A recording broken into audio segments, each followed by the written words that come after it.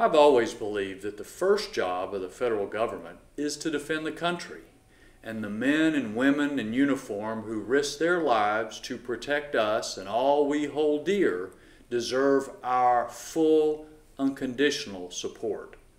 Unfortunately, in recent years, the budget that goes to support these men and women in uniform has been cut. 21% if you count the effects of inflation over the last 4 years.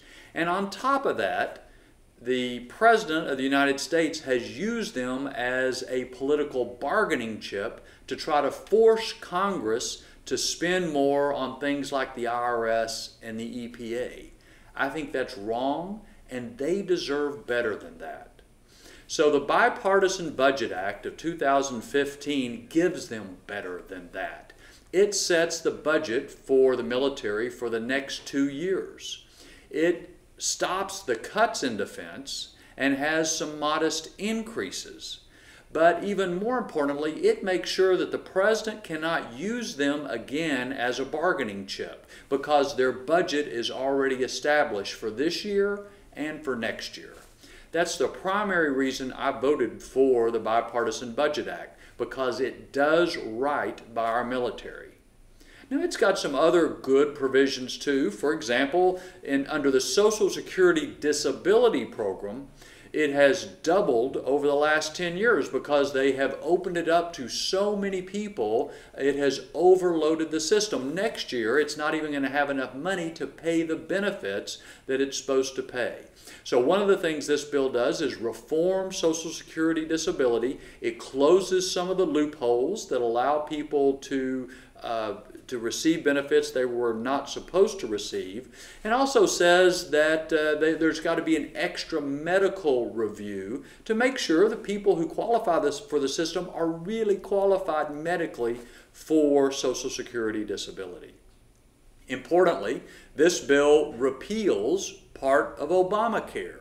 One of the provisions in Obamacare says that large employers have to automatically enroll new employees even if they don't want the insurance, even if it's not something they need, the money still comes out of their paycheck to automatically enroll them. This bill repeals that requirement. Again, it doesn't do everything that needs to be done with Obamacare, but it takes away one of the significant provisions that is not right for American workers. Any increased spending in this bill is offset by cuts in other programs, and so it also, as a part of that, increases the amount the federal government can borrow. That does not spend any more money. It just makes sure the federal government does not default on the obligations it has already created. Finally, there's a number of provisions in this bill that I'm not really happy about. There's a crop insurance provision that the leadership has already committed to reverse before it goes into effect. I'm not crazy about selling more oil out of the Strategic Petroleum Reserve. I think that is detrimental in a number of ways.